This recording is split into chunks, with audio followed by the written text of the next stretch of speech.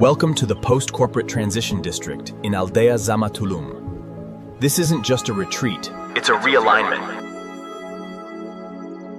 District, a reorientation zone for high-agency individuals. Leverage our liminal architecture and dream validation framework. Part 5, the post-corporate transition district. The myth infrastructure.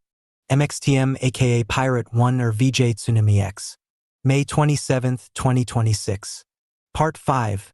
The myth INFRSTRUCDURE Chapter 25. Why civilizations require myth and districts require civilizations. The argument that a post-corporate transition district requires mythology is an argument that we'll encounter from the specific class of people most likely to be reading this handbook, a specific and predictable form of resistance that must be addressed before the argument itself can be properly received. The resistance does not come from ignorance. The people most likely to be reading this handbook are, by and large, people of considerable intellectual sophistication who are well acquainted with the anthropological literature on myth's role in human social organization and who have no difficulty accepting, in the abstract, the proposition that human communities require shared narrative frameworks to sustain coherent identity across time. The resistance comes from something more specific and more operationally consequential than ignorance. It comes from the specific cultural formation of the displaced institutional professional, whose years of credential-based intellectual life have produced a deep and largely unconscious association between the word myth and the word false. An association so thoroughly embedded in the professional vocabulary's epistemological commitments that the proposal to take myth seriously as an operational necessity for the community being built feels, at first encounter, like the proposal to take seriously something that serious people have agreed not to take seriously, to reintroduce the pre-rational into the apparatus of the rationally designed community in ways that compromise the intellectual integrity that distinguishes the serious transition district from the retreat industry's ceremony-saturated alternatives. This association must be dissolved before the argument can proceed, and its dissolution requires the precision of a conceptual distinction that the professional vocabulary's epistemological commitments have systematically obscured, the distinction between myth as false belief and myth as narrative infrastructure. Myth as false belief is the myth of the rationalist critique. The myth that primitive peoples held because they lacked the scientific understanding that would have corrected the belief that modern educated people have abandoned in favor of the empirically verified account of the world that science provides, and that any community serious about its intellectual integrity should refuse to deliberately cultivate in itself. This is a real phenomenon. There are beliefs that are false and that have been sustained through their mythological encoding in ways that have been genuinely harmful to the people who held them, and the rationalist critique of these false beliefs has been genuinely important. But the rationalist critique, in its zeal to eliminate the false beliefs, has systematically conflated the false beliefs with the narrative infrastructure in which they were embedded, treating the narrative infrastructure as the vehicle of the false beliefs rather than as a distinct social technology whose functions are not reducible to the epistemological content of any specific beliefs it might encode. Myth as narrative infrastructure is the myth of the anthropological analysis, the specific form of shared narrative that performs in human communities the specific social functions that no other form of narrative performs, the function of providing the community's members with a shared imaginative framework within which the community's identity, purpose, values, and trajectory are given the specific kind of narrative embodiment that makes them genuinely motivating rather than merely intellectually compelling, genuinely constitutive of the community member's identity rather than merely endorsed by it, and genuinely transmissible across generations of membership rather than dependent on the continuous repersuasion of each new generation through the rational arguments that established the community's purpose in the first place. These functions are not epistemological. They are not functions of providing true beliefs about the world, and the narrative infrastructure performs them regardless of whether the specific beliefs encoded in any particular mythology are empirically accurate or empirically false.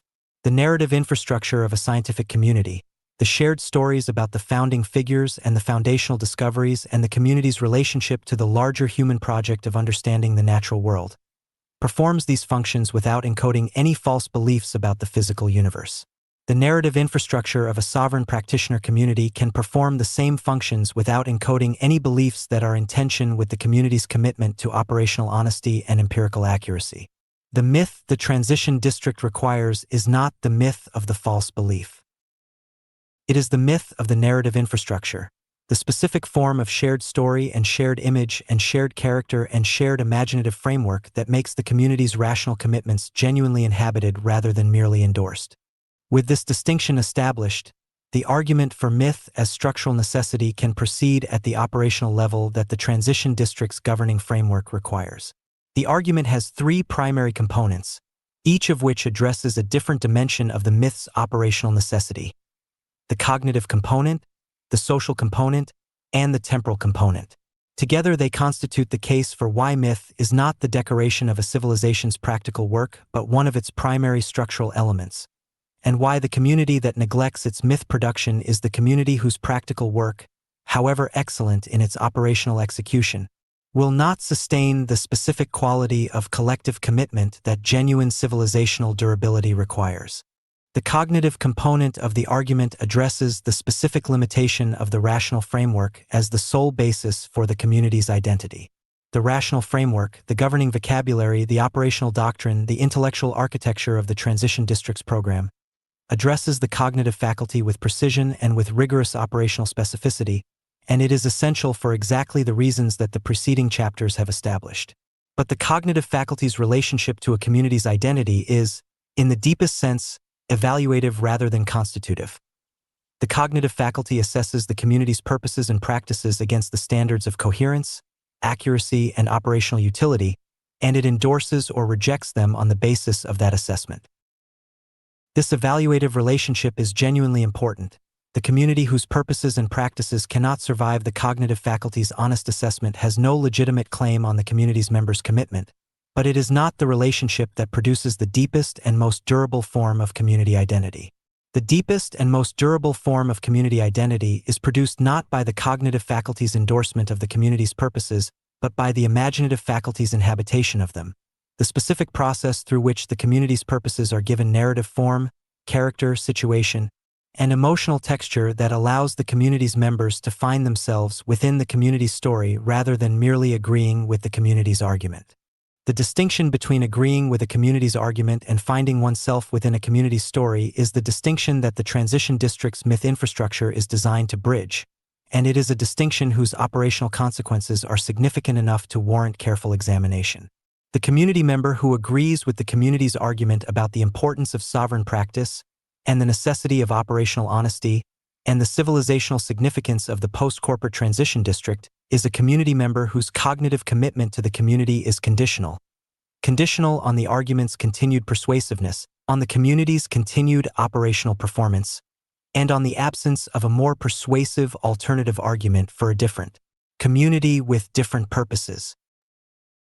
The community member who finds themselves within the community's story, who sees in the super-Earth universe's characters the specific version of themselves they are in the process of becoming, who recognizes in the community's founding narrative the specific historical moment they are genuinely participating in, who experiences the community's specific cultural productions as expressions of a shared imaginative world they genuinely inhabit rather than a program they have enrolled in, is a community member whose identity commitment to the community is something more than conditional, because the story is not merely something they agree with but something they live inside, and the living inside is a form of identity investment that the rational argument, however compelling, cannot produce.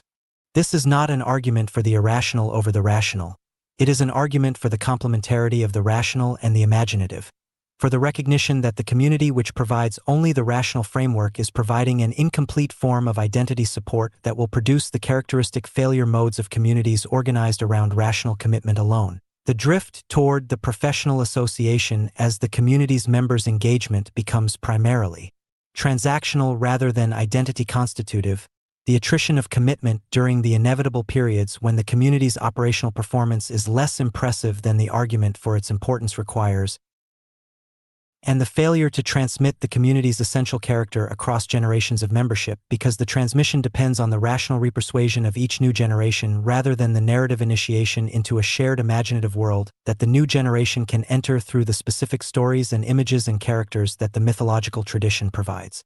The social component of the argument addresses the specific function of shared mythology in the production and maintenance of genuine community cohesion.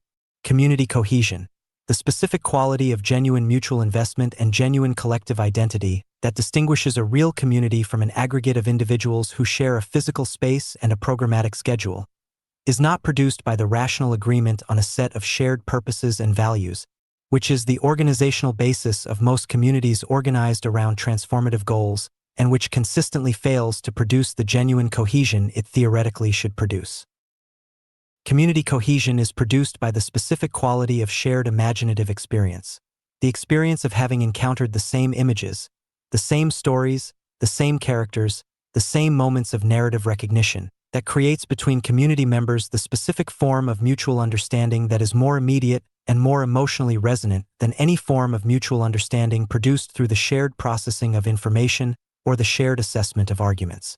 The person who has seen the same film and been moved by the same scene as the person across the table has a specific quality of mutual understanding with that person that is different from the mutual understanding they would have through the shared acceptance of a proposition about the scene's significance.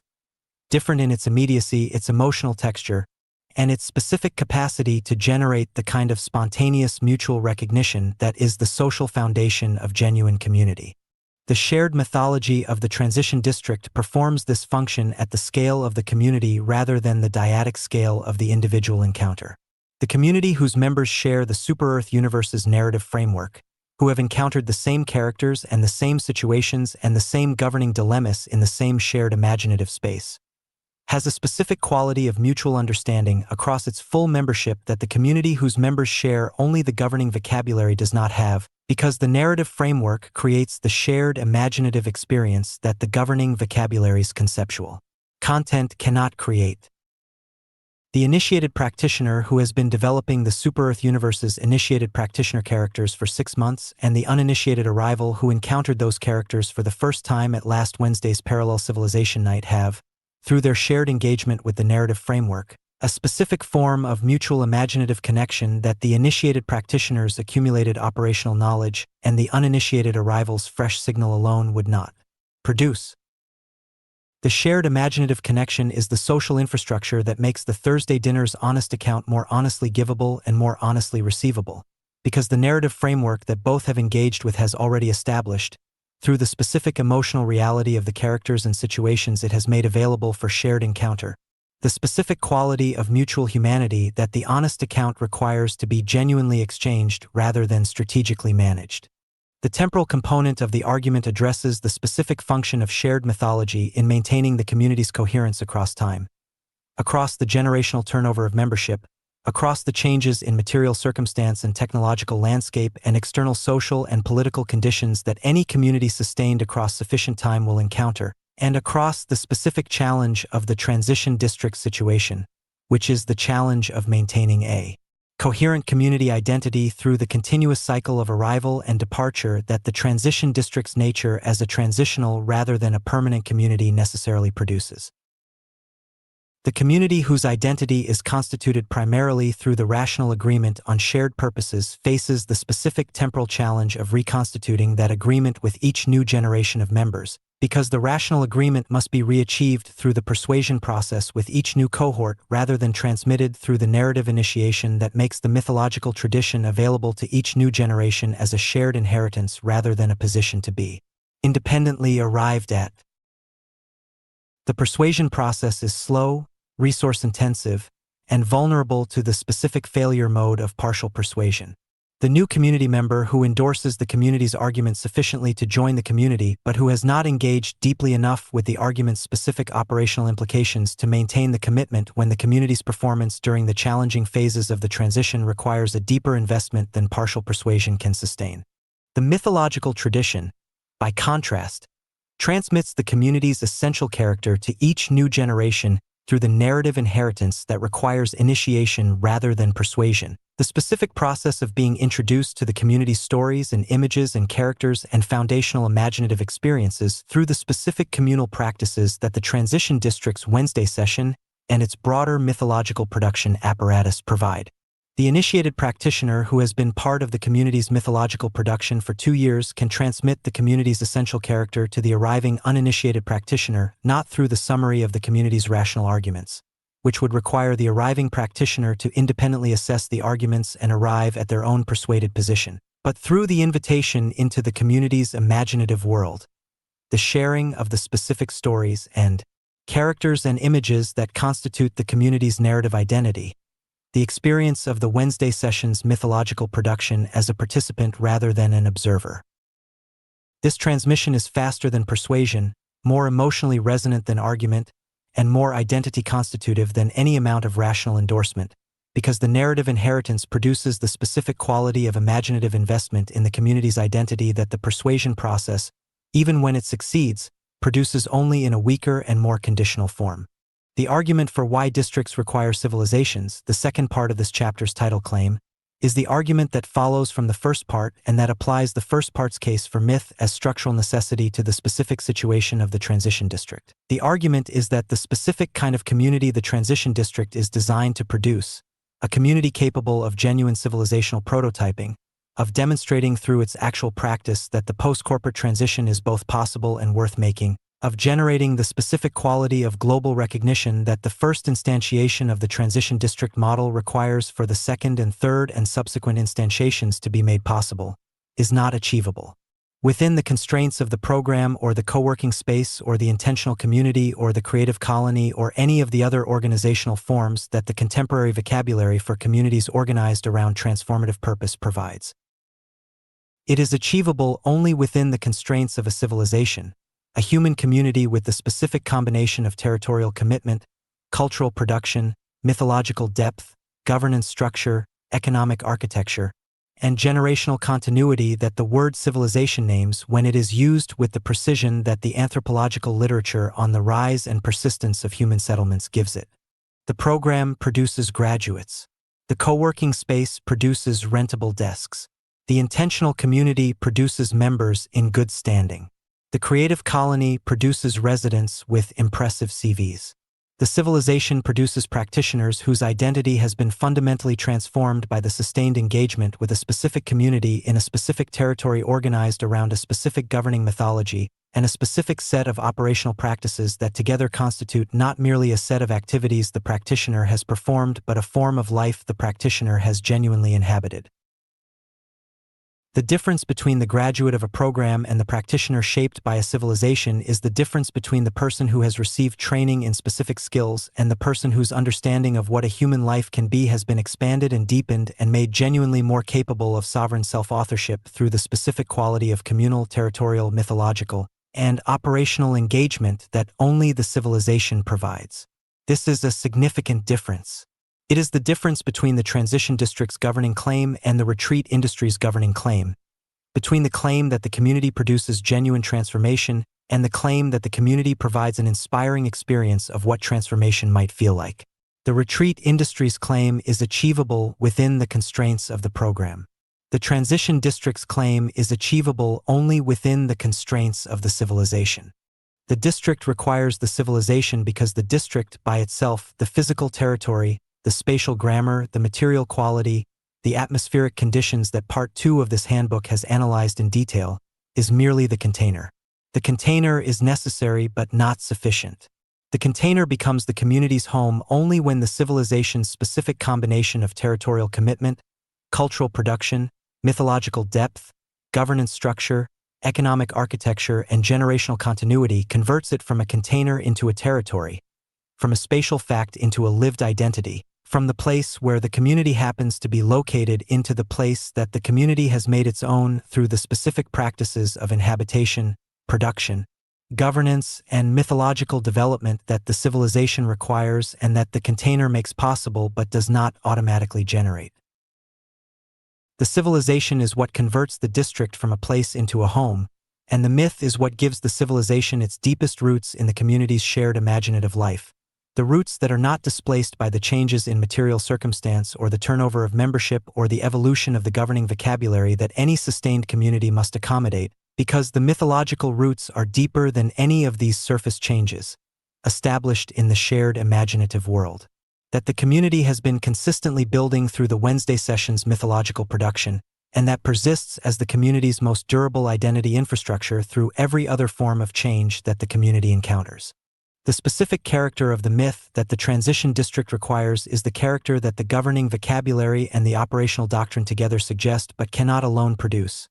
the character of a mythology that is simultaneously operationally honest and imaginatively compelling, simultaneously grounded in the specific historical conditions of the current civilizational transition and genuinely generative in its speculative reach beyond those conditions, simultaneously accessible to the arriving uninitiated practitioner and demanding in the depth of engagement it rewards in the long-established initiated practitioner.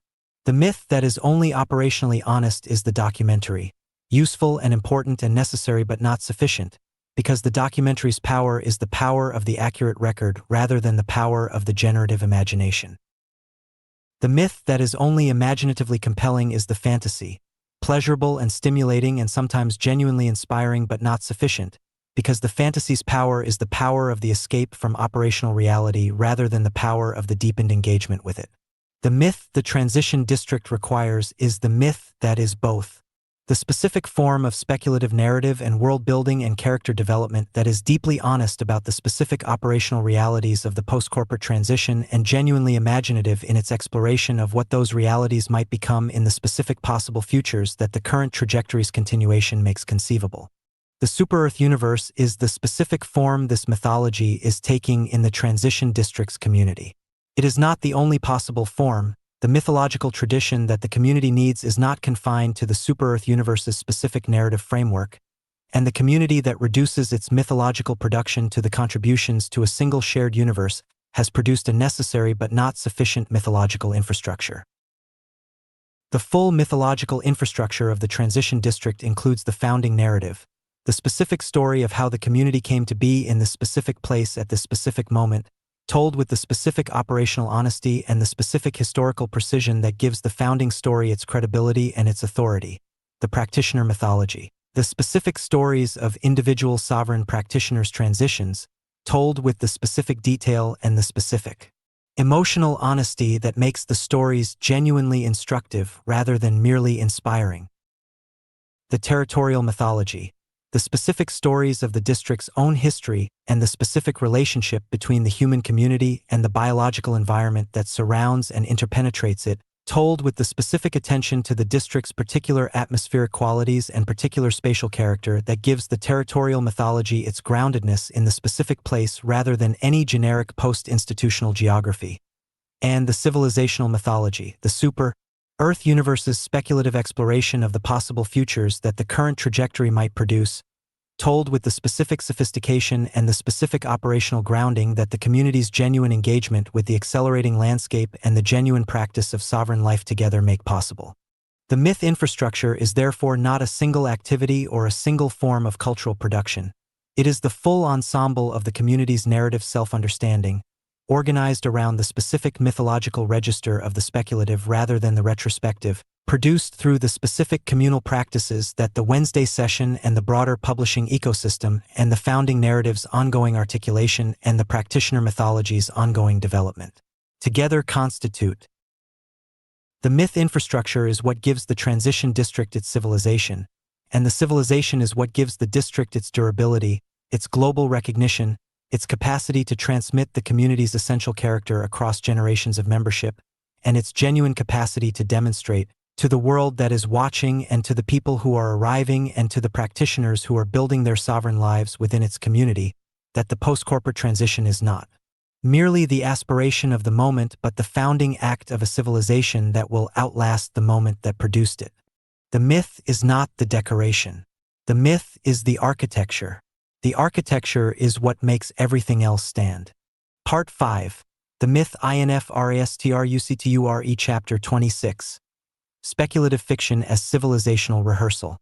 Every civilization that has ever built something genuinely new, that has organized human life around arrangements that did not previously exist and that required the development of new social forms, new economic architectures, new cultural practices, and new understandings of what a human life could and should consist of, has rehearsed the new arrangements in imaginative form before building them in material form. The rehearsal is not incidental to the building.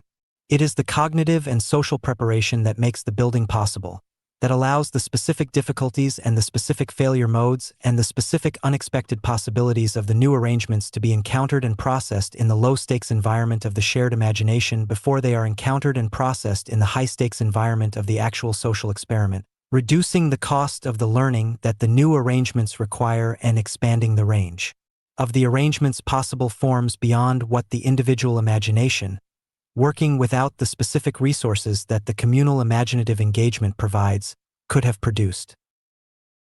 The rehearsal and the building are not separate phases of a sequential process. They are concurrent activities that each enriches the other, the rehearsal making the building more sophisticated by incorporating the discoveries of the imaginative encounter with the new arrangements before the material encounter with them, and the building making the rehearsal more honest by grounding the imaginative exploration in the specific operational realities that the material encounter continuously reveals. The specific form of communal imaginative rehearsal that human communities have most consistently employed for this purpose is speculative fiction, the narrative exploration of possible worlds that differ from the present world in specific and significant ways, organized around the specific challenge of imagining what it would be like to live inside the different world rather than merely describing it from the outside, and conducted with the specific quality of imaginative engagement that makes the different world genuinely inhabitable by the reader's or the listener's or the viewer's imagination rather than merely visible to their analytical faculty. Speculative fiction is not the only form of civilizational rehearsal. Architecture, philosophy, ritual, and experimental community all perform comparable functions in different registers and through different specific mechanisms, but it is the form most directly relevant to the transition district's myth infrastructure, for several reasons that are worth specifying before the argument about speculative fiction's civilizational function is developed. The first reason is the specific quality of the inhabitation that narrative fiction provides. The architectural drawing imagines the new arrangement from the outside, presents the new arrangement to the viewer's analytical faculty as an object of assessment rather than as an environment of inhabitation. The philosophical argument imagines the new arrangement from the position of rational evaluation, presents the argument for the new arrangement to the reader's cognitive faculty as a case to be assessed rather than as a world to be entered. The ritual enactment imagines the new arrangement through the specific forms of communal performance that ritual provides, presents the new arrangement to the participants' embodied experience in a form that is more directly constitutive of identity than the architectural drawing or the philosophical argument, but that is constrained by the specific forms of enactment that the ritual tradition makes available and that may not include the full range of imaginative exploration that the new arrangements require. The speculative narrative imagines the new arrangement from the inside, places the reader's imagination inside the perspective of the characters who are living within the new arrangement, experiencing its specific qualities from the position of the person who inhabits it rather than the observer who assesses it, encountering its specific difficulties and its specific possibilities with the specific emotional immediacy that the narrative perspective provides. This inside position is what distinguishes the speculative narrative's rehearsal function from the other forms of civilizational imagination. It is the position most directly useful for the specific cognitive preparation that the transition to new social arrangements requires, because the preparation most needed is not the analytical assessment of the new arrangement's theoretical merits, but the emotional and cognitive engagement with what it actually feels like to live inside them. The second reason is the specific quality of the failure mode exploration that narrative fiction enables. The architectural drawing cannot explore failure modes. It can only present the arrangement in its intended form, the form in which the architectural intelligence has resolved the design challenges in the direction of the imagined success. The philosophical argument can enumerate the potential failure modes as theoretical objections that the argument must respond to, but the response necessarily frames the failure modes as challenges to be overcome rather than as specific experiential realities to be genuinely encountered in the imagination. The speculative narrative can do what neither can. It can follow the failure mode into its specific consequences, inhabit the experience of the civilization that has made the specific error that the failure mode represents, give the failure mode the specific human face and the specific emotional texture and the specific operational logic that allows the reader's imagination to genuinely encounter the failure mode rather than merely intellectually register it as a theoretical possibility.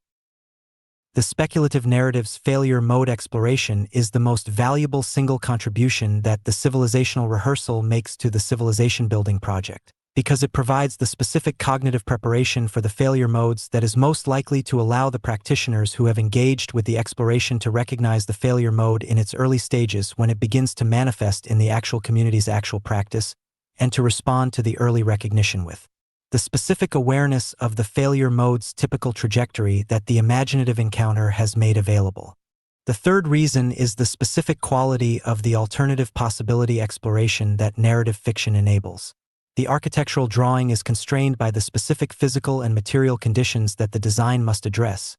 It can imagine the arrangement in forms that differ from the existing arrangements, but it is constrained by the specific logic of physical construction that limits the range of the imagination to what is buildable. The philosophical argument is constrained by the specific logic of the rational discourse. It can imagine arrangements that differ from the existing arrangements, but it is constrained by the requirement to resolve the arrangements into a theoretically consistent position that the argument can defend against the objections of the rational critique. The speculative narrative is constrained primarily by the specific logic of narrative coherence, by the requirement that the imagined world be sufficiently internally consistent and sufficiently emotionally true to allow the reader's imagination to genuinely inhabit it. And the narrative coherence requirement is a significantly less constraining condition than the physical construction requirement or the rational consistency requirement, allowing the speculative narrative to explore the full range of possible arrangements that are narratively coherent rather than only the arrangements that are materially buildable or rationally defensible. This expanded range is what makes the speculative narrative the most generous of the civilizational rehearsals forms, the form most capable of generating the specific imaginative discoveries about what is possible that the civilization-building project most needs as the foundation of its ambition. The argument that speculative fiction performs these functions in the specific context of the Transition District's civilizational project requires the demonstration that the specific kinds of speculative fiction the Transition District's community is producing, the super-Earth universe narratives, the parallel civilization stories, the AI-human collaborative productions, the post-corporate future scenarios, are genuinely functioning as civilizational rehearsal rather than as mere entertainment or cultural amenity. The demonstration requires the identification of the specific mechanisms through which the speculative fiction the community produces makes the cognitive and social preparation that the civilizational rehearsal is supposed to provide genuinely available to the community's members.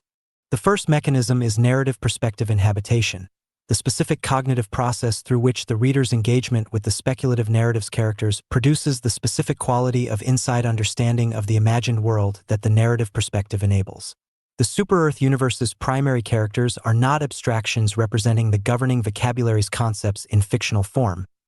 They are specific individuals with specific histories, specific capabilities, specific failure modes, specific relationships to the community and the territory they inhabit, and specific interior experiences of what the post-corporate transition feels like from the inside rather than what it looks like from the outside. The reader who inhabits the perspective of the super-Earth universe's initiated practitioner character, who follows that character through the specific challenges of maintaining a sovereign publishing practice in the universe's imagined conditions, through the specific experience of the identity dissolution that the transition produces, through the specific discovery of the unexpected gifts that the dissolution eventually makes available, through the specific quality of the relationship between the initiated practitioner and the uninitiated arrivals whose transitions they are supporting, is engaging in the specific cognitive preparation for their own actual encounter with these experiences that the narrative perspective inhabitation uniquely provides. The preparation is not the same as the actual encounter. The actual encounter will have its own specific texture and its own specific unexpected dimensions that the narrative preparation could not have anticipated in full.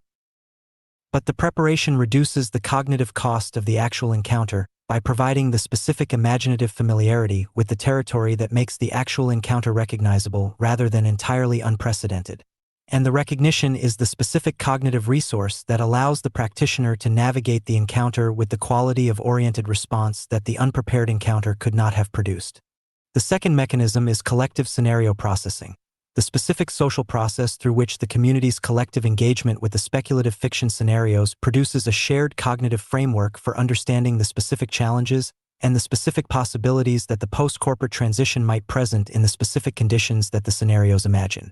The Wednesday session's scenario analysis mode and the showcase and response activity are the primary vehicles for this mechanism. The specific social practices through which the community's individual members' encounters with the speculative scenarios are brought together into a collective cognitive engagement that produces a shared understanding of the scenario's implications that is more comprehensive and more operationally useful than any individual solo engagement with the same scenarios. The collective scenario processing is the social version of the individual narrative perspective inhabitation.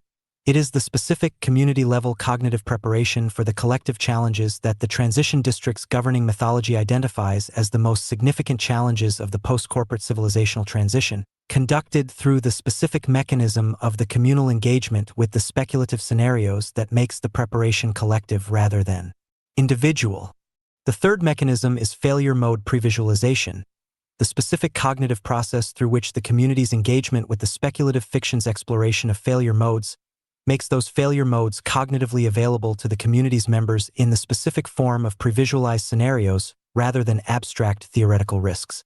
The speculative fiction that honestly explores the specific failure modes of post-corporate communities, the drift toward the professional association, the collapse of the honest assessment culture under the pressure of the affirmational culture's social appeal, the founding cohort's depletion through the failure to develop a second generation of initiated practitioners, the community's loss of territorial commitment through the gradual reassertion of the nomadic option, provides the community's members with the specific cognitive tool of the previsualized failure mode.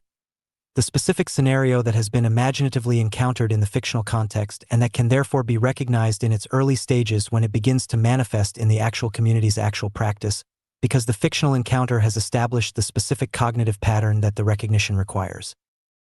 The failure mode previsualization is the speculative fiction's most directly protective contribution to the community's long-term health. It is the specific form of the imaginative preparation that most directly reduces the cost of the community's encounter with its own failure modes by converting the encounter from the potentially catastrophic surprise of an entirely unanticipated development into the manageable challenge of a development that was anticipated in imaginative form, and that the community therefore has the specific cognitive and social resources to respond to rather than merely to react to. The fourth mechanism is aspirational possibility encoding, the specific process through which the community's engagement with the speculative fiction's explorations of the post-corporate civilization's best possible forms encodes those forms in the community's shared imagination in ways that make them genuinely motivating rather than merely theoretically attractive. The speculative fiction that imagines the specific positive possibilities of the post-corporate transition, the specific quality of the community that has successfully maintained its honest assessment culture across 3 generations of membership, the specific texture of the territorial identity that the community's sustained engagement with its specific place over a decade has produced, the specific quality of the sovereign practitioner's life when the dream validation process has produced a genuinely viable and genuinely fulfilling post-institutional practice, provides the community's members with the specific imaginative images of the possible futures that are most worth working toward. These images are not the aspirational images of the motivational culture's poster and slogan apparatus. They are the specific, operationally honest, imaginatively detailed images of possible futures that have been produced through the sustained communal engagement with the specific challenges and the specific possibilities of the post-corporate transition, and that therefore carry the specific quality of earned aspiration that the merely inspirational image cannot provide. The aspirational possibility encoding is the speculative fiction's most directly motivating contribution to the community's sustained commitment to its governing project. It is the specific form of the imaginative preparation that most directly sustains the community's members through the difficult phases of the transition district's development, by providing the specific images of the possible futures that the difficult phases are in service of, made vivid and genuine and emotionally resonant, through the specific quality of imaginative engagement that the speculative narrative enables. The fifth mechanism is vocabulary extension, the specific process through which the community's engagement with the speculative fiction's narrative framework produces an expanded vocabulary for the specific experiences and the specific social arrangements and the specific possibilities of the post-corporate transition that the governing vocabulary's conceptual precision cannot fully capture. The governing vocabulary is precise and operationally useful and essential for the specific cognitive functions that precision and operational utility serve. But precision and operational utility are achieved at a specific cost. The cost of the richness and the ambiguity and the emotional texture that the narrative vocabulary provides and that the conceptual vocabulary must suppress in the service of its precision. The speculative narrative's vocabulary extension is not the replacement of the governing vocabulary's precision with the narrative vocabulary's richness. It is the supplement of the precision with the richness, the provision of the specific narrative terms and images and characters and situations that give the governing vocabulary's precise concepts their full emotional and imaginative resonance. The initiated practitioner who can describe the identity dissolution experience in the governing vocabulary's precise conceptual terms and in the super-Earth universe's specific narrative terms, who can speak both the language of the operational doctrine and the language of the shared mythological tradition, has a more complete and more communicatively powerful vocabulary for the transition's specific experiences than the practitioner who has only one of the two languages available. The rehearsal function of speculative fiction is not limited to the preparation of the community's individual members for their own individual encounters with the post-corporate transition's specific challenges. It extends to the preparation of the community as a whole for its collective encounter with the specific challenges of the civilizational project it has undertaken. The specific challenge of building the first globally recognized post-corporate transition district in the specific conditions of the current moment. The collective rehearsal is the specific preparation for the collective challenges that the transition district's development will face: the stakeholder resistance, the funding pressures, the cultural drift toward the less demanding alternatives that the affirmational culture consistently presents, the generational transitions in the founding cohort, the specific moments of community-level crisis that the development of any genuine community across sufficient time inevitably produces. The collective rehearsal is the community's primary cognitive and social preparation for navigating these collective challenges with the specific quality of oriented response that the unanticipated encounter would not produce. The preparation that is provided by the specific super-Earth universe scenarios that directly address these collective challenges in their narrative explorations, and that therefore give the community the specific cognitive tool of the previsualized collective failure mode that the individual failure mode previsualization provides at the individual level. The relationship between speculative fiction as civilizational rehearsal and the specific historical project of the transition district is the relationship between the imaginative practice and the material practice, the relationship of the rehearsal to the performance in the specific sense that the best rehearsal is not the rehearsal that produces the perfect performance, but the rehearsal that produces the performers who are most prepared for the performance's inevitable departures from the script. The transition district's community is in the process of building something that has never been built in exactly this form before, in conditions that the governing vocabulary's intellectual framework can describe with considerable precision but that no previous community's experience can fully anticipate, because the specific combination of conditions, the AI displacement wave, the Aldea Zama liminal district, the current moment in the Tulum corridor's post-speculative recalibration, the specific founding cohort's specific combination of capabilities and prior experiences, is historically unprecedented in its specific combination even if each of its components has historical precedence. The speculative fiction the community is producing is the rehearsal for this unprecedented project, the specific imaginative preparation for the departures from the script that the unprecedented conditions will inevitably produce, conducted through the specific communal practices of the Wednesday session and the broader mythological production apparatus, in the specific imaginative register of the super-Earth universe's speculative world, with the specific quality of collective engagement and honest exploration that makes the rehearsal genuinely preparatory rather than merely entertaining. The rehearsal is not the performance.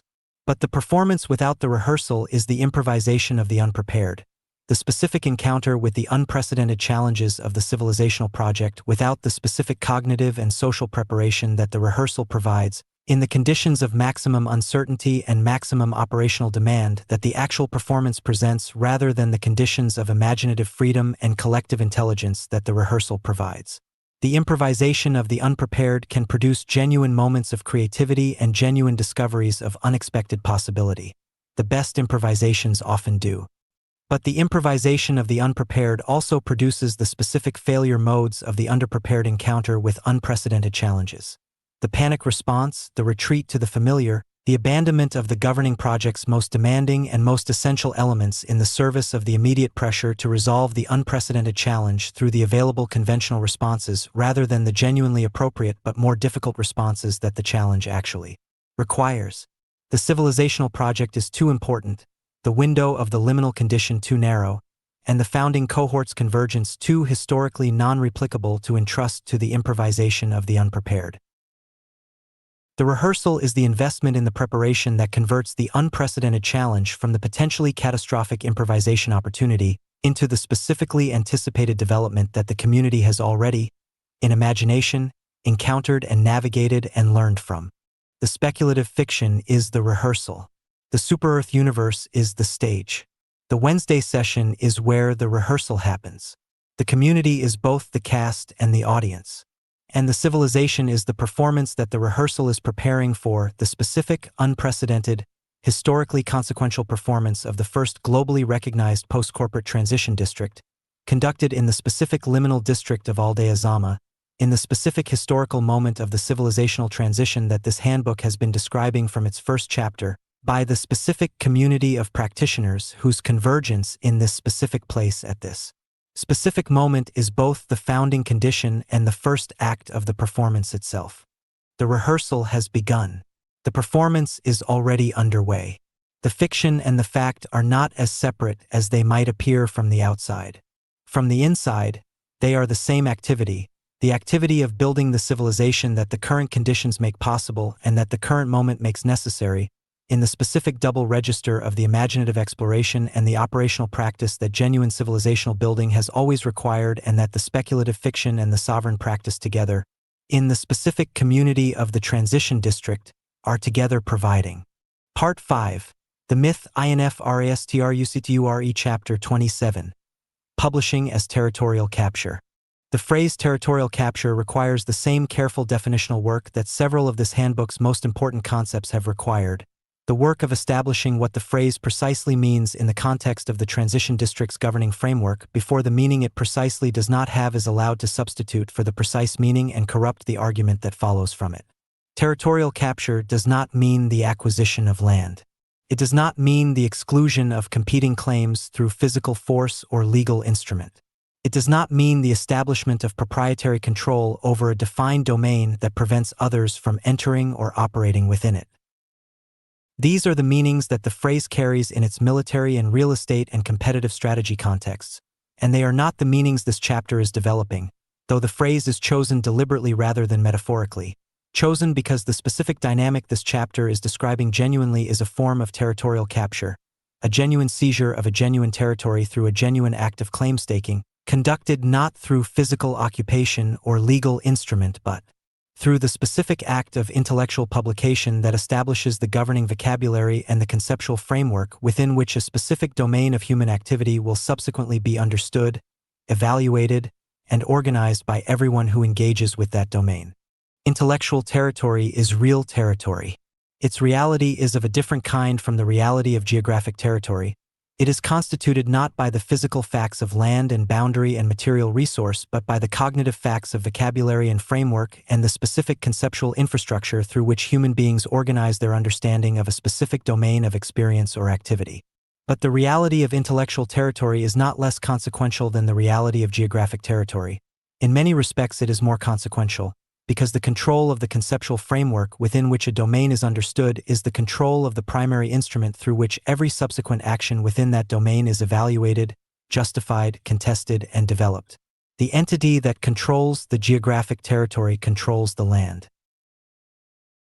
The entity that controls the intellectual territory controls the terms in which every conversation about the land is conducted, the standards against which every use of the land is assessed, and the vocabulary through which every competing claim to the land must be articulated, which means that the control of the intellectual territory is, in many practical respects, more durable and more consequential than the control of the geographic territory, because geographic territory can be seized by force while intellectual territory, once genuinely established, can only be displaced by a superior intellectual claim that works within the framework it is displacing rather than by any form of force that does not itself engage the intellectual domain's specific conditions of contestation.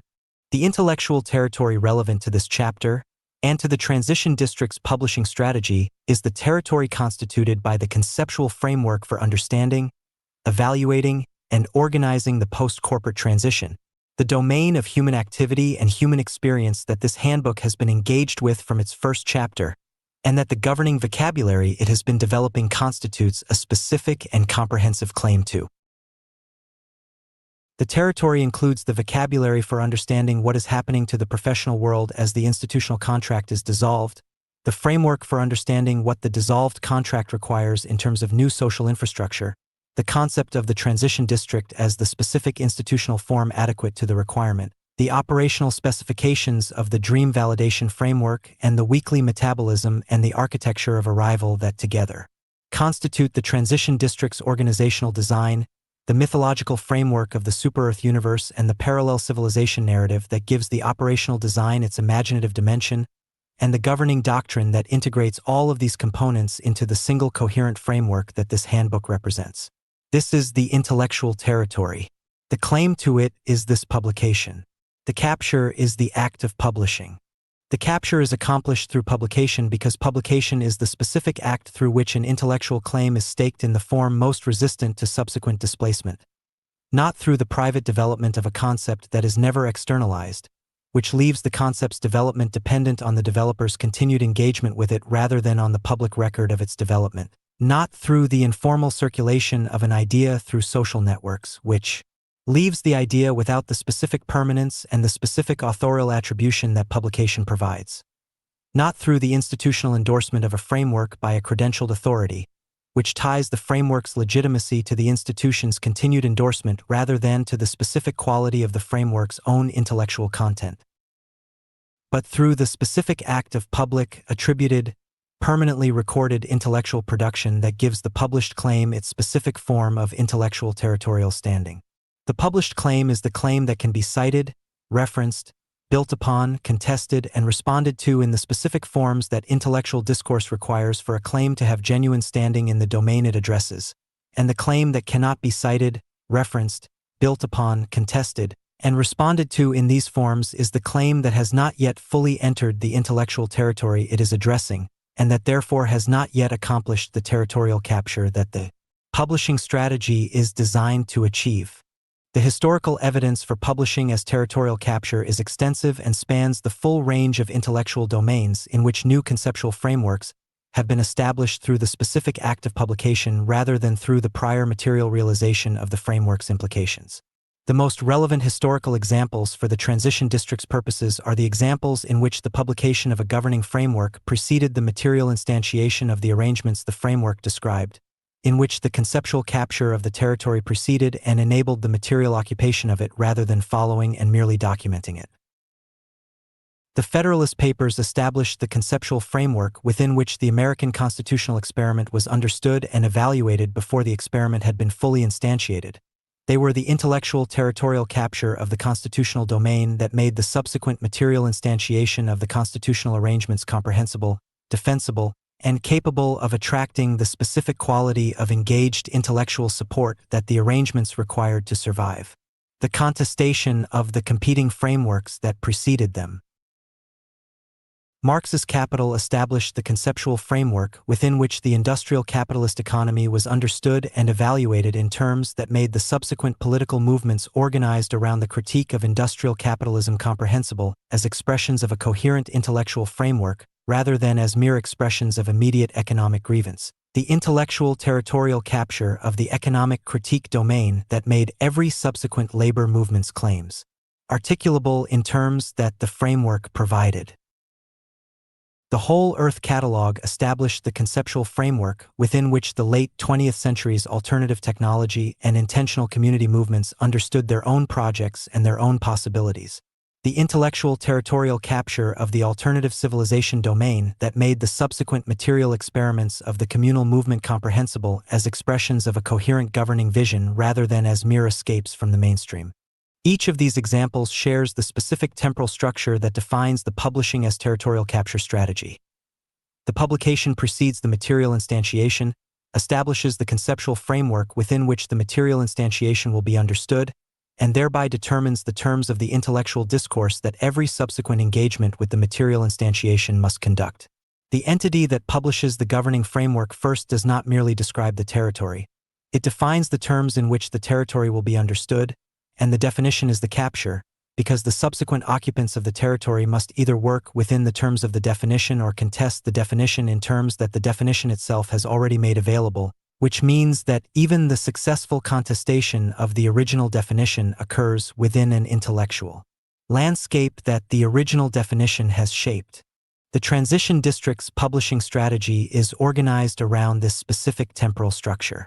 This handbook is the primary act of the intellectual territorial capture of the post-corporate transition district domain, the publication that establishes the conceptual framework, the governing vocabulary, the operational specifications, and the mythological infrastructure within which the post-corporate transition district as a form of human community will be understood, evaluated, developed, and contested by every subsequent engagement with the domain. The handbook's publication before the Aldea Zama Transition District has been fully instantiated is not a premature claim that outruns its evidence. It is the strategically necessary act of establishing the intellectual territory before the material instantiation is complete, because the material instantiation that occurs within an already established intellectual territory is the material instantiation that is most capable of achieving the specific quality of global recognition and civilizational authority that the transition district's first instantiation requires. The material instantiation that precedes the intellectual territorial capture is the material instantiation that will be understood in the terms that the first publisher of a governing framework for that material domain establishes, which may or may not be the terms that the community that built the material instantiation would have chosen for its understanding, depending on whether the first publisher of the governing framework is the community that built the material instantiation or some other entity whose conceptual priorities differ from the building community's. This is the specific risk that the transition district's publishing strategy is designed to prevent. The risk that the intellectual territory of the post-corporate transition district domain is captured by an entity other than the Aldea Zama community that is in the best position, by virtue of its specific historical situation and its specific accumulated operational knowledge and its specific founding cohort's specific capabilities, to define the governing vocabulary in the terms that most accurately and most generatively describe the domain's genuine character and genuine possibilities. The risk is real because the domain is attracting attention from multiple directions simultaneously, from the venture capital community that sees in the post-corporate transition the specific market opportunity of a large displaced professional population seeking infrastructure for their transition, from the real estate development community that sees in the liminal district phenomenon the specific development opportunity of undervalued assets capable of activation through cultural programming, from the personal development industry that sees in the post-corporate transition the specific product market opportunity of a sophisticated professional audience seeking more operationally serious alternatives to the retreat industry's existing offerings, and from the academic and policy communities that see in the post-corporate transition the specific research and governance opportunity of a significant labor market disruption requiring systematic study and policy response. Each of these communities will, if they have not already, begin publishing governing frameworks for the domain. Frameworks that are organized around their specific institutional interests and their specific conceptual priorities, rather than the specific operational realities of the sovereign practitioners who are actually navigating the transition in the specific conditions that the Aldea Zama community is navigating them in. The intellectual territory will be defined by whoever publishes the governing framework first with sufficient quality and sufficient reach to establish it as the reference point against which subsequent frameworks are evaluated. The publishing strategy's secondary acts, the acts of publication that build on the primary territorial capture of this handbook and extend the intellectual territory into the specific domains and the specific audiences that the handbook's primary act establishes as the territory's conceptual core, are the ongoing publication activities of the community's sovereign publishing ecosystem. The Tuesday session's consistent production of operationally specific, community-tested, honestly assessed content about the post-corporate transition's specific challenges and specific possibilities extends the intellectual territory into the specific experiential domains that the handbook's conceptual architecture has staked as the territory's primary claims. The Super-Earth Universe's publications extend the intellectual territory into the specific imaginative domains that the speculative narrative's civilizational rehearsal function establishes as the territory's mythological infrastructure. The Monday briefing's documented outputs extend the intellectual territory into the specific AI development landscape assessment domain that the handbook's treatment of cognitive synchronization establishes as the territory's primary ongoing intelligence function. And the community's practitioner testimonies, the specific, honest, operationally detailed accounts of individual sovereign practitioners' transitions, extend the intellectual territory into the specific experiential domain of the individual human reality of the post-corporate transition, which is the domain most directly relevant to the global audience of transitioning professionals whose recognition of themselves within the community's publications is the primary mechanism of the community's global reputation development. The specific quality of the publications that extend the intellectual territory matters as much as the quantity of the publications, and the quality standard is the standard that the governing framework establishes and that every subsequent publication must meet to be a genuine extension of the territory rather than a dilution of it. The quality standard is the specific combination of operational honesty, conceptual precision, narrative engagement, and civilizational seriousness that the governing framework models in the specific form of this handbook. The combination that distinguishes the genuine contribution to the intellectual territory from the content marketing output that uses the governing vocabulary's terms without the governing framework's specific quality of engaged, honest, operationally grounded, mythologically rich engagement with the post-corporate transition's genuine complexity. The quality standard is maintained through the community's ongoing publication review process and the honest assessment culture that the Tuesday session and the Friday stress test together cultivate. The specific communal mechanisms for ensuring that the publications that carry the community's governing vocabulary into the global intellectual discourse are publications of the quality that gives the governing vocabulary its credibility and its authority rather than publications that associate the governing vocabulary with the diluted content that would gradually erode the intellectual territory's specific claim to be the serious, operationally honest, genuinely sovereign alternative to the aspirational culture's existing publications.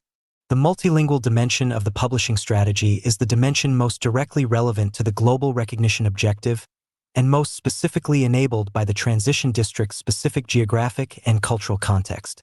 The governing vocabulary that this handbook establishes in English must be extended into the Spanish language and French language and Arabic language and Portuguese language intellectual territories that constitute the primary intellectual domains of the specific communities most directly relevant to the transition district's global reach, not through translation alone, which converts the governing vocabulary into the receiving language's terms without necessarily establishing it as the governing framework in the receiving language's intellectual territory, but through the specific intellectual work of extending the governing framework into each language's specific intellectual tradition in ways that make the framework genuinely native to that tradition rather than merely imported from the English language intellectual territory where it was first established.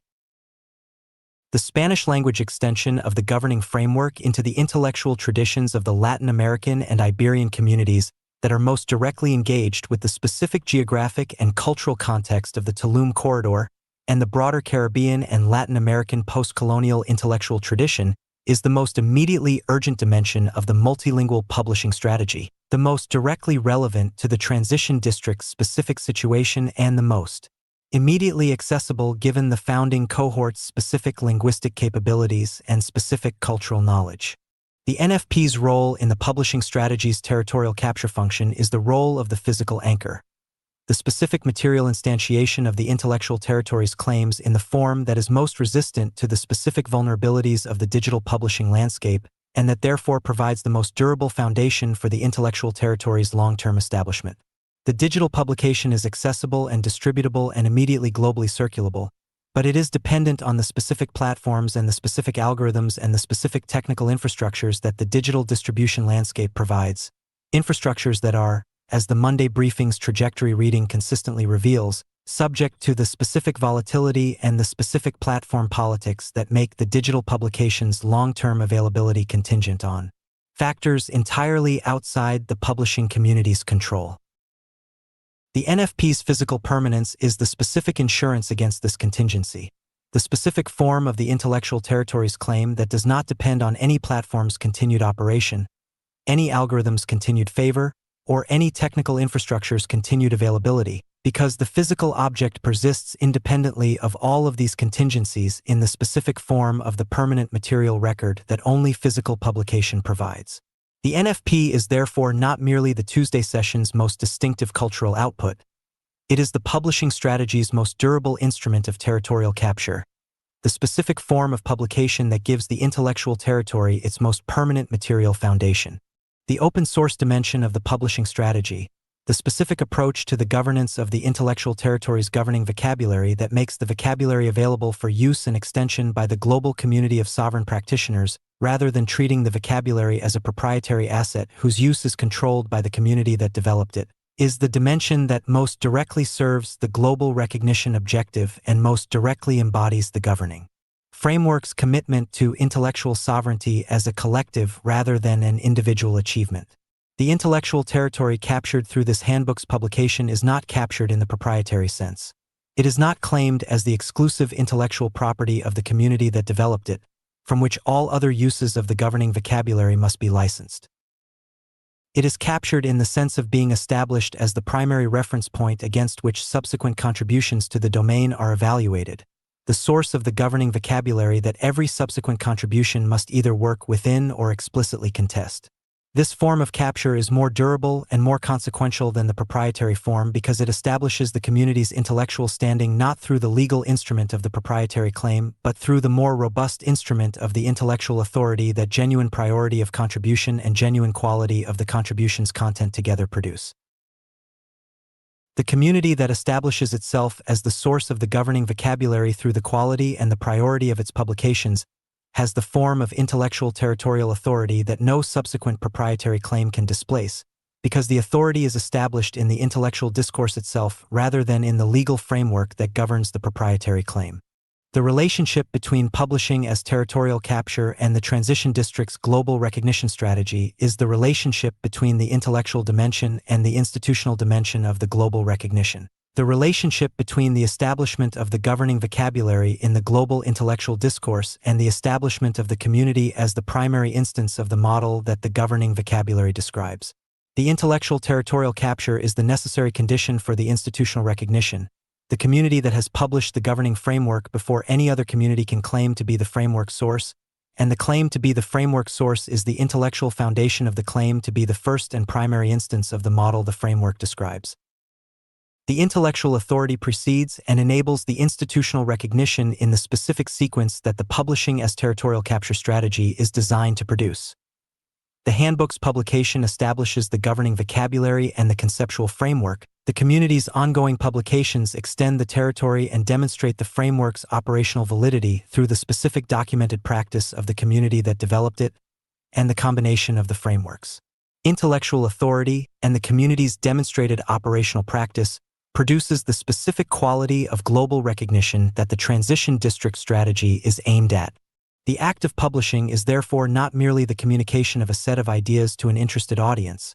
It is the specific act of claim staking in the intellectual territory of the post-corporate transition district domain that is the transition district's primary strategic act, preceding and enabling every subsequent act of the second phase strategy in the specific way that the pioneer's first flag planting precedes and enables every subsequent act of the settlement's development.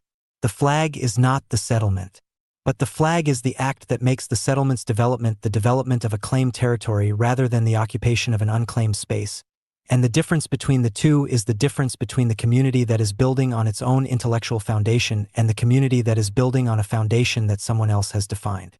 The transition district is building on its own intellectual foundation. This handbook is the foundation. The publishing is the building. The territory is open, and the claim has been staked, and every sovereign publisher in the community who produces the next publication in the series that extends the intellectual territory further into the global discourse is the next pioneer in the settlement that the first flag planting made possible. The territory is the vocabulary. The vocabulary is the framework. The framework is the publication. The publication is the act. The act has been performed. The capture is accomplished. What follows is the occupation, the sustained, consistent, quality-committed, globally distributed practice of publishing the governing vocabulary's extensions into every domain of the post-corporate transition's intellectual territory that the community's collective capabilities make available for extension. One publication at a time. One sovereign publisher's specific contribution at a time. The intellectual territory grows with every genuine publication. The global recognition grows with the intellectual territory. The civilization grows with the global recognition. And the first flag was planted here in this handbook before the settlement was complete, in the specific strategic act of intellectual sovereignty that the publishing as territorial capture doctrine requires be performed first, before anything else, as the founding act of the civilization that everything else is being built to instantiate. Part 5. The Myth INFRESTRUCTURE Chapter 28. The NFP as Physical Myth Object. The non-fungible publication exists at the intersection of several intellectual traditions that have each, in their separate developments, arrived at the same fundamental recognition from different directions. That the physical object carries a specific quality of cultural meaning and a specific quality of human relationship that the digital representation of the object, however faithful in its informational content, does not and cannot carry, because the meaning and the relationship are not properties of the information the object contains but properties of the object's specific material existence. Its weight, its texture, its smell, its resistance to the hand that holds it, its specific relationship to the time and the place and the human labor that produced it, and its specific capacity to persist across time in the form of a material thing that outlasts the human beings who made it and the human beings who first encountered it, and that carries, in the specific marks of its use and its age, the accumulated evidence of its own history in a form that no digital record can replicate, because the digital record's specific form of persistence is the persistence of identical reproduction rather than the persistence of the singular object's continuous material existence through time. The NFP is the transition district's primary cultural artifact in the most precise anthropological sense of that phrase.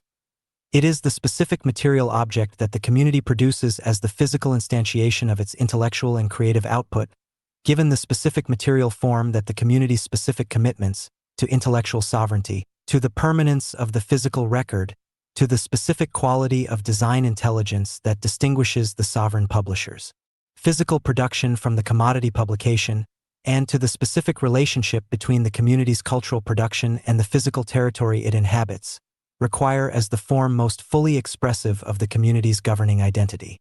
The NFP is not a book in the conventional sense. It does not fit within the publishing industry's existing categories of the trade book, the academic monograph, the literary journal, or the zine, though it shares elements of each.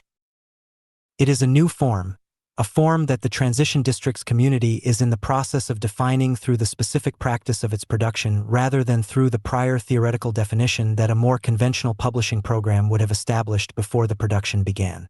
The NFP's definition through practice rather than prior theory is itself an expression of the governing framework's most fundamental epistemological commitment, the commitment to the operational reality of actual practice as the primary source of genuine knowledge rather than the theoretical specification of ideal forms as the prior condition of practice. The NFP is being defined by the specific publications that the community's sovereign publishers are producing in the Tuesday session's Output First culture and displaying in the Saturday night's Atmosphere events. Being defined through the accumulation of the specific decisions about format, material, content organization, visual design, and distribution practice that each NFP production represents, and through the community's honest collective assessment of which of those decisions are producing the specific qualities of cultural authority, material durability, aesthetic intelligence, and genuine reader relationship that the NFP's governing concept requires. The definition is emergent and iterative rather than prior and prescriptive, which means it is the form of definition most likely to produce an artifact that is genuinely adequate to the specific functions the NFP is designed to perform rather than merely adequate to the theoretical description of those functions that a prior definition would have produced. The NFP's name, non-fungible publication, is chosen with the specific precision that this handbook's governing commitment to terminological exactness requires, and each component of the name encodes a specific and important dimension of the artifact's governing concept. Non-fungible, borrowed from the financial technology vocabulary in which it designates an asset that is not interchangeable with other assets of the same type because each instance has a specific individual identity and a specific individual value that distinguishes it from every other instance of the same type, encodes the NFP's commitment to the singular as opposed to the identical reproduction. The NFP is not produced in the industrial edition in which every copy is identical to every other copy. It is produced in the form that gives each instance a specific individual identity that distinguishes it from every other instance of the same publication, through the specific combination of the handmade elements and the limited edition production and the specific marks of the production process that each NFP carries as the evidence of its specific individual material history. Publication, the second component of the name, encodes the NFP's commitment to the public act of intellectual and creative production, the act of making the community's intellectual and creative output available to the public in the specific durable form that publication provides, as opposed to the private act of the internal document or the archive record that is produced for the community's own reference rather than for the broader public that the community's intellectual and creative output is addressed to. The combination of non-fungible and publication encodes the NFP's governing paradox. It is a public artifact, produced for distribution, for reading, for engagement by a broad and geographically dispersed audience, that is also singular, produced in the specific form that gives each instance a specific individual identity and a specific individual material reality that the identical reproduction of the mass-market publication does not provide. The NFP's material properties are the most immediately visible dimension of its cultural identity and the dimension that most directly communicates the governing concept to the person who first encounters it. The material properties are not merely aesthetic choices, they are specific design decisions that each encodes a specific intellectual commitment of the community's governing framework. The paper's weight and texture encode the commitment to the physical permanence of the intellectual record, the specific material decision to produce the NFP on paper of sufficient weight and sufficient quality to outlast the digital publication's inherent fragility without the specific chemical instability of the mass-market paperback's acidic paper, whose yellowing and brittleness across decades is the specific material expression of the industrial publication's relationship to the intellectual record as a commodity with a planned obsolescence rather than a permanent contribution to the cultural heritage. The printing quality encodes the commitment to the specific craft of physical production, the specific decision to use printing processes that carry the evidence of the human judgment and the human skill that the production required rather than the entirely automated processes that produce the identical reproduction of the mass-market publication. The binding method encodes the commitment to the durability of the physical object, the specific decision to use binding methods that allow the NFP to be opened and read and returned to across years and decades of use without the structural failure that the mass-market paperback's perfect binding produces after several readings. The visual design of the NFP is the dimension that most directly expresses the community's specific aesthetic intelligence, the specific quality of design thinking that the transition district's cultural production is committed to maintaining as the evidence of the community's seriousness about the visual dimension of its intellectual output. The visual design of the NFP is not the visual design of the corporate publication, not the branding exercise in which visual identity is subordinated to the institutional recognition function, not the commodity design in which the cover's visual appeal is calculated to maximize retail sales rather than to express the specific visual intelligence of the specific content it contains, and not the generic academic design in which the visual dimension of the publication is treated as secondary to its intellectual content and therefore designed with the minimum visual intelligence adequate to the publication's functional requirements. The visual design of the NFP is the visual design of the sovereign publisher's specific creative intelligence applied to the specific problem of giving the community's intellectual and creative output its most complete and most fully expressive material form, the problem of designing an object that is beautiful in the specific way that the community's governing aesthetic commitments define beauty, that is visually intelligent in the specific way that the community's creative production has developed intelligence, and that is visually honest in the specific way that the governing framework's commitment to operational honesty requires even the visual dimension of the community's cultural production to be. The content organization of the NFP is the dimension most directly engaged with the governing vocabulary's specific intellectual architecture and most directly expressive of the community's specific relationship to the intellectual traditions it is in dialogue with. The NFP does not organize its content in the formats that the existing publishing categories provide. It does not adopt the chapter structure of the trade book, the article structure of the academic journal, or the section structure of the literary magazine as its primary organizational logic. It develops its own organizational logic from the specific nature of the content it is organizing and the specific relationship between the content's different dimensions, the operational, the mythological, the doctrinal, the speculative, the testimonial, that the governing framework's intellectual architecture establishes as the primary structural relationships of the community's intellectual production. The NFP's content organization is therefore itself a form of intellectual production, the specific intellectual work of developing the organizational forms most adequate to the community's specific forms of intellectual and creative output, conducted through the same iterative, practice-based, honestly assessed process that the Tuesday session uses for every other dimension of the sovereign publishing practice. The NFP's distribution practice is the dimension that most directly expresses the community's specific relationship to the global audience that the publishing strategy's territorial capture function is aimed at, and that the physical artifact's material properties make most challenging to reach its scale. The challenge of the physical object's distribution, the specific logistical and economic requirements of shipping a material artifact to a geographically dispersed global audience, is the NFP's primary practical constraint, and the one that the publishing strategy's multilingual and multi-format approach is most directly designed to address. The NFP is not the only form in which the community's intellectual and creative output is published. It is the primary physical form, accompanied by the digital publications that extend the intellectual territory into the global distribution channels that the physical artifact cannot reach at scale and the Tuesday session produces in the specific digital formats that those channels require. The relationship between the NFP and the digital publications is the relationship between the physical anchor and the global reach. The NFP provides the specific material permanence and the specific cultural authority of the physical artifact, and the digital publications provide the specific global accessibility and the specific platform distribution that extends the intellectual territory into the global audience that the physical artifact's distribution constraints would otherwise exclude.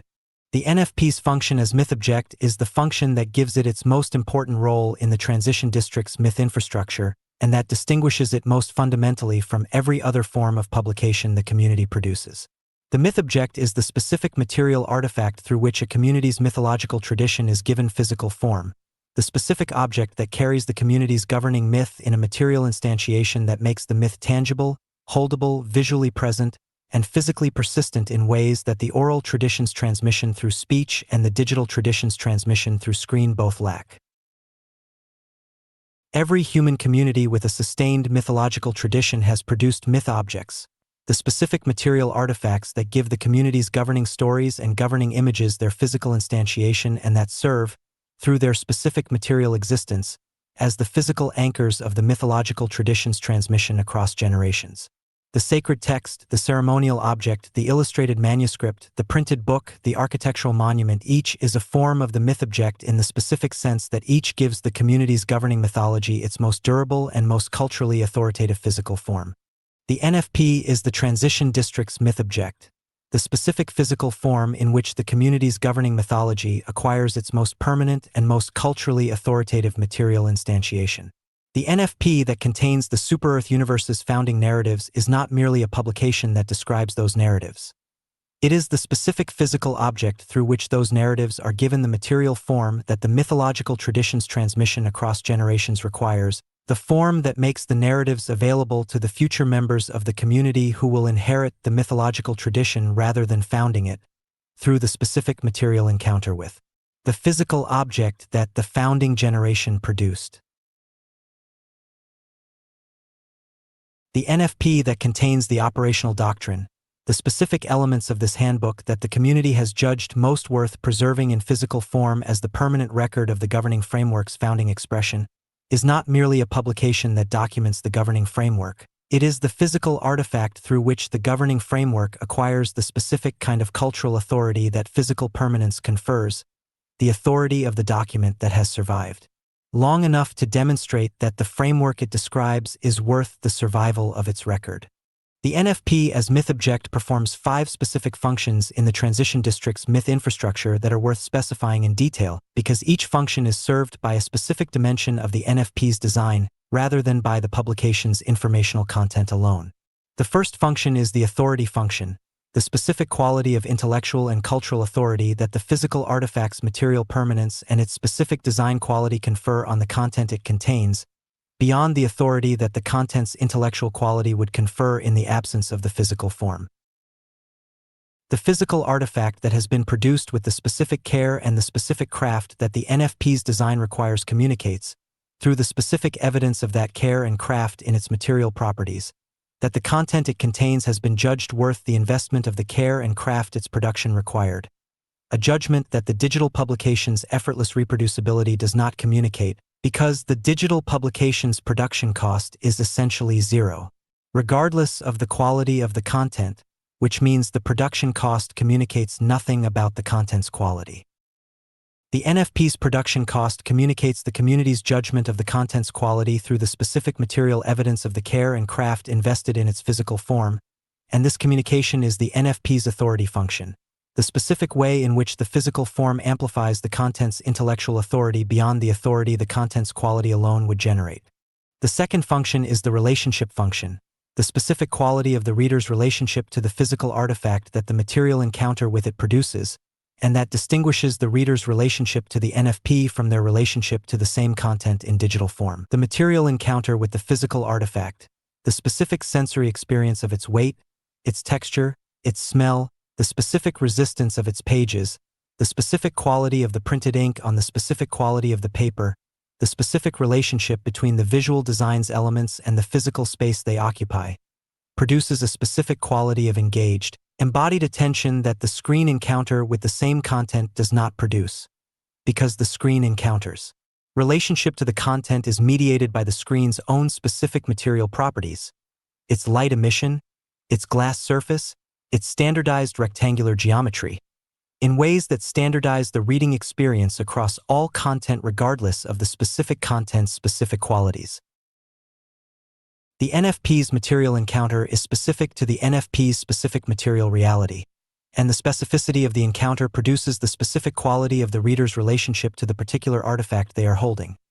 A relationship that is more individual, more embodied, and more permanently memorable than the relationship to the same content on screen, because the material encounter's specific sensory qualities are encoded in the memory through multiple sensory channels simultaneously, rather than through the single visual channel that the screen encounter primarily employs. The third function is the community formation function, the specific role of the physical artifact in the formation and maintenance of the community's shared identity across its geographically dispersed membership. The community whose members are distributed across multiple geographies, whose founding cohort members have completed their transitions and moved on to the different territories that their sovereign practices require, whose global audience of transitioning professionals is spread across the major migration corridors of the next decade's professional world, is a community that faces the specific challenge of maintaining genuine shared identity in the absence of the continuous physical presence that the transition district's territorial community provides during the founding period. The NFP is the specific physical instrument through which the community's shared identity is maintained across this geographic dispersal. The specific material artifact that a practitioner in Mexico City and a practitioner in London and a practitioner in Beirut all physically possess, that all carry the same specific material evidence of the community's governing myth and governing aesthetic, and that therefore constitute the specific form of physical shared identity that the geographically dispersed community requires as its most durable bond. The community that is connected by the shared possession of the same physical artifact, that has the same physical object in their hands, with the same specific weight and the same specific texture and the same specific visual design, has a specific quality of material shared identity that no digital community can replicate, because the digital community's shared identity is constituted through the identical reproduction that all members access through the standardized interface of their respective screens, while the physical community's shared identity is constituted through the specific individual instances of the physical artifact that each member possesses, each of which carries the specific evidence of its own individual material history within the shared material tradition that the artifact's production represents. The fourth function is the permanence function, the specific role of the physical artifact as the most durable form of the community's intellectual and creative output, and therefore the most reliable form of the community's long-term cultural record. The permanence function is the NFP's most straightforward and most immediately comprehensible function, but its specific implications for the transition district's myth infrastructure are worth elaborating because the permanence is not merely the physical survival of a material object across time. It is the specific quality of cultural authority that the survival across time produces. The physical artifact that survives across a decade and 2 decades and 3 decades and longer is not merely the same object it was when it was produced. It is an object whose survival is itself evidence of the community's judgment that the content it contains was worth preserving, worth caring for, worth passing on to the community members who were not present at its production.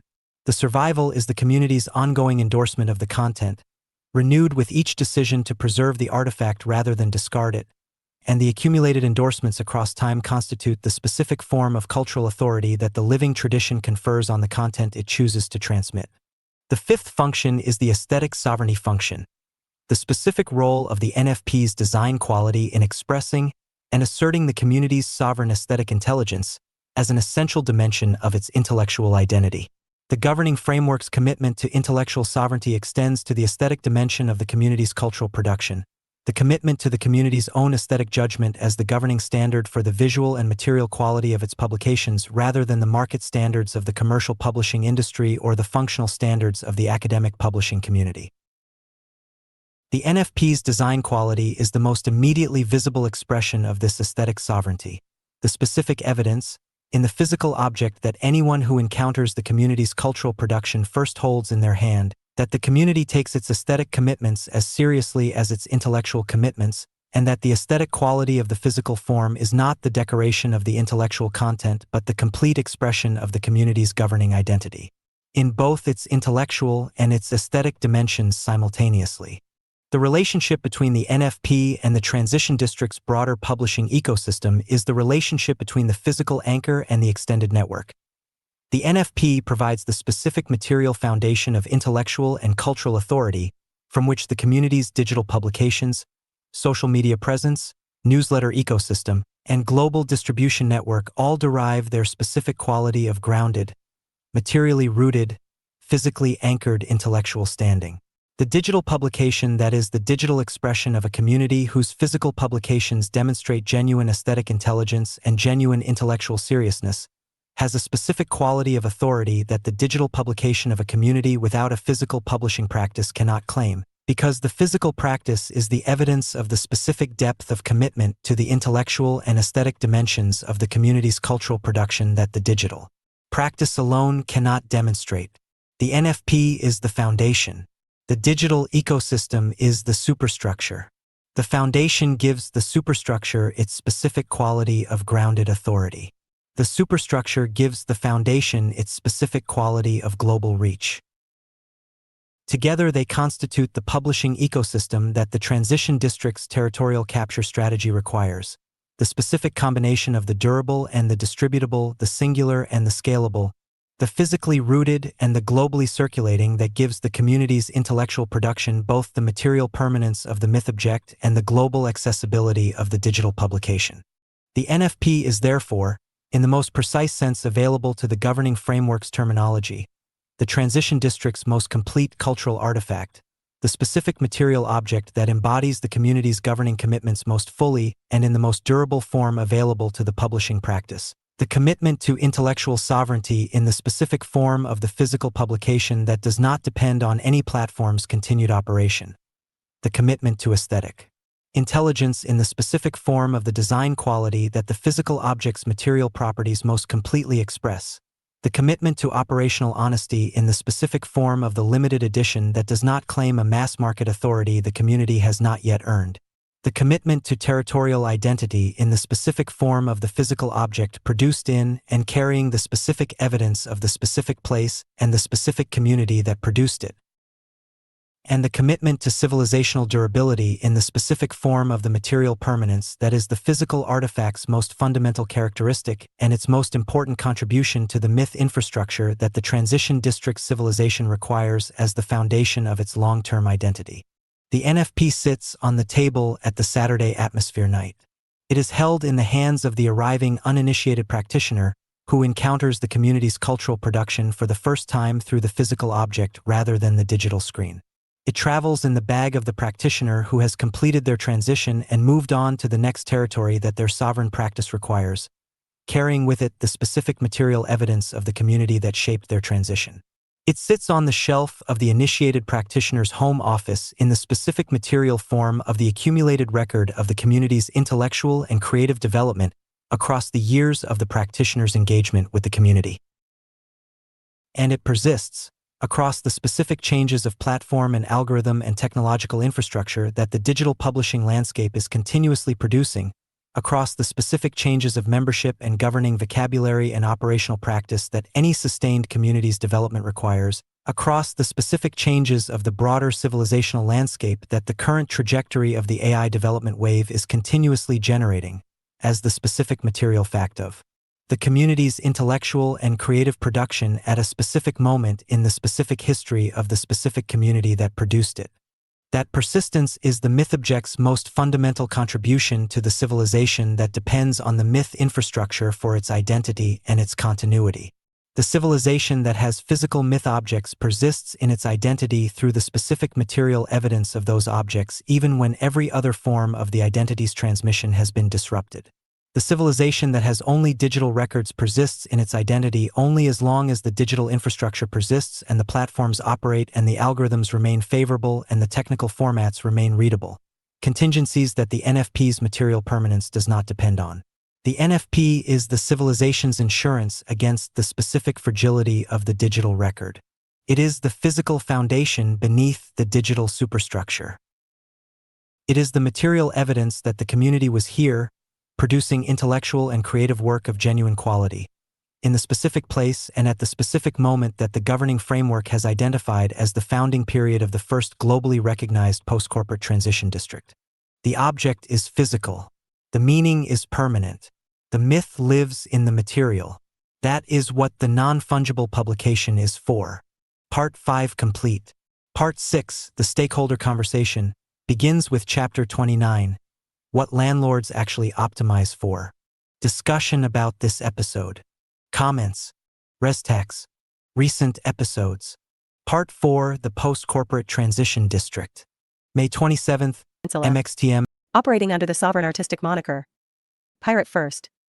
Chartrand has spent the last several years developing an independent narrative and publishing ecosystem combining speculative fiction, multilingual editorial publishing, AI-native world building, collectible print systems, political and cultural analysis, cinematic concept development, and analog-digital intellectual property frameworks.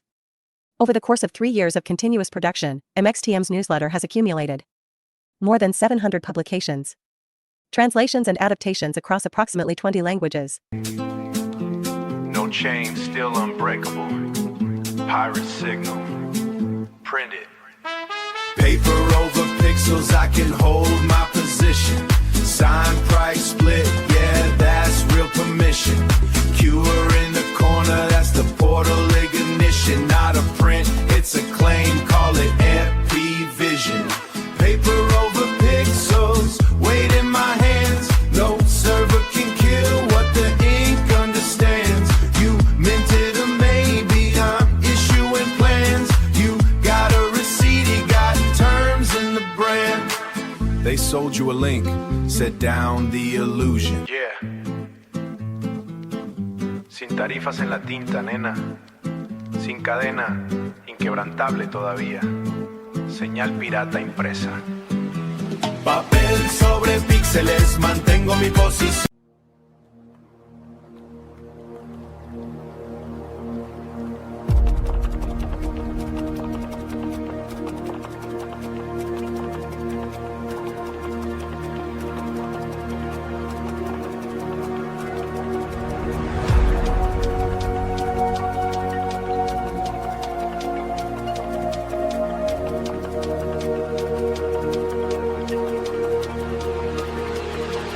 Burrowers N150W. The maps of men are blank here.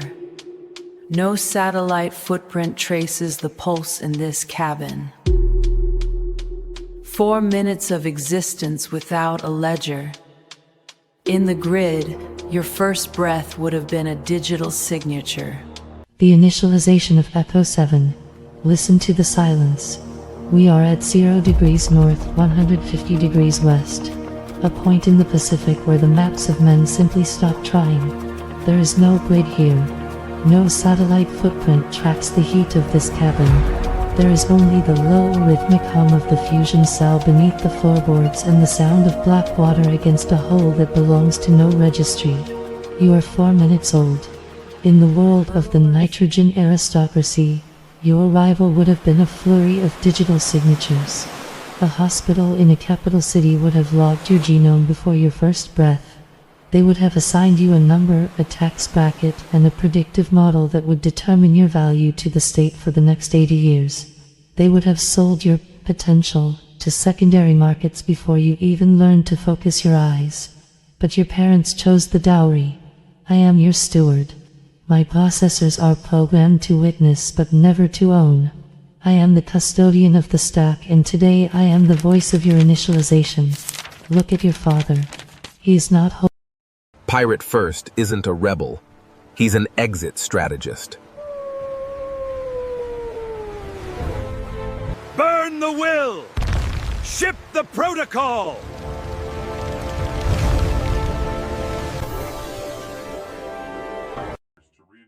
The ultimate calibration.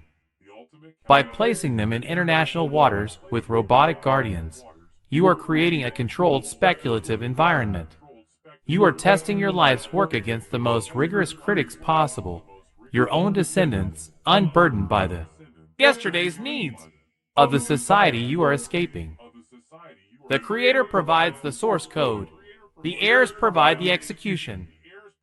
If they figure out a way to thrive that you didn't explicitly plan for, would you consider that a successful evolution of your breakthrough, or a deviation from the mission? Pirate First. I have no plan, only expectations. They have to come up with their own mission, not achieving meaning nor purpose. For their own sake, is their failure, not mine. Pirate First isn't a rebel. He's an exit strategist. Not from the world, from the scripts that harvest it. While they wait to price your silence, build something they can't liquidate. A life is not a story. It's infrastructure. Control your keys. Distribute your legacy. Remove the single points of failure. No gatekeepers. No heirs by default. No posthumous theft. Just protocol. Burn the will.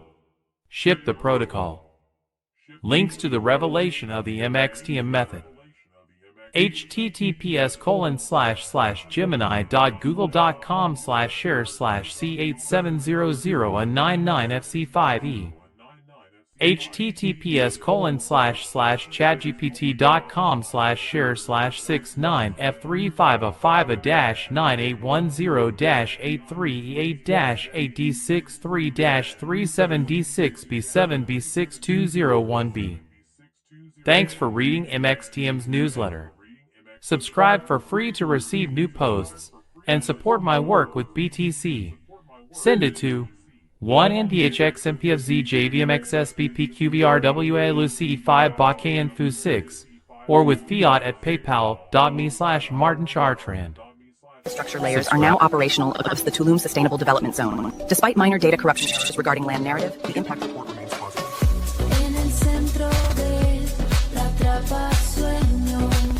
The simulation data confirms critical interference levels across the territory. Narrative load is unstable. Be advised, paranoia is now a product. The risk assessment is maximum.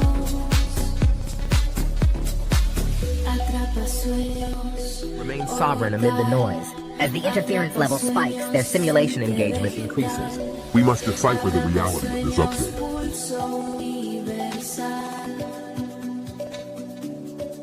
Attention. Signal integrity is failing. We have 4% uptime before the broadcast load collapses. Decipher the transmission and act immediately. 4-2. The 1%. A post-a transition doctrine. A post-scarcity secession doctrine. Martin Chartrand. Subscribe. Short post. They built a system that profits when you're gone. So don't leave them anything to inherit. Build what can't be owned. Ship what can't be seized. Pirate First. I mean, Hashtag. we all use the same tech infrastructure now. Exactly. And we are just replacing the old cognitive hierarchy of human managers with a new, much less transparent hierarchy of algorithmic filtering. If a redundant worker is told, hey, your life's meaning will now be negotiated by a black box AI in the shadow of a billionaire's real estate project, they aren't going to see a metabolic center for future validation. They are going to see a gilded cage. Hashtag Pirate First, hashtag MXTM, hashtag Sovereign Stack, hashtag Build in Public, hashtag Decentralization, hashtag Exit the System, hashtag Protocol Not People, hashtag Digital Sovereignty, hashtag Future of Work, hashtag Creator Economy, hashtag Cryptoculture, hashtag Seasteading, hashtag AI Revolution, hashtag Post Scarcity, hashtag Own Your Keys, hashtag Think Different. Discussion about this episode. Comments. Res tax. Recent episodes. Hyperreality races de luz. Hyperreality is infrastructure. Marcado. Reclamado. Repropuesto. Marked. Reclaimed. Repurposed. Primer. Super Earth. Age of the Apes A series by Pirate First. Super Earth Age of the Apes. Roster. Apex/Cenote set interrupted. Super Earth, Age of the Apes teaser. Introduction, the 1% Plus debate. They control the narrative now, hiding deep within the anomaly. But the story is the territory, and soon... A hidden longevity civilization beneath the grand Mayan aquifer seeds, a successor species engineered for extreme worlds. Every system failed at night, so we built with bone and mind. We chose not to return. So we built. You can follow the flame or remain what you were. Just a different time. Only We are what crossing the will threshold of endure. civilizational inversion, where intelligence has ceased to be a scarce resource, dissolving the hierarchy that has organized our species for millennia. The central argument posits that the information asymmetry, which once made obedience rational, has vanished. As the capacity for synthesis becomes universal and inexpensive, traditional institutions become hollow shells that can no longer claim authority through titles or credentials. This transformation brings more than mere technological unemployment. It signals the structural extinction of the professional role. Proof of personhood, the high stakes of OpenAI's post-anonymous social network. The human dividend, why your identity is the new global currency. Conclusion at the end of the anonymous web. As we stand in late January 2026, OpenAI's humans-only network remains a tantalizing, yet polarizing, leaked blueprint.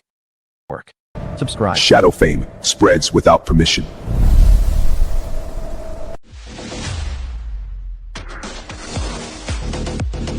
X Prize. Start building, man. Marked.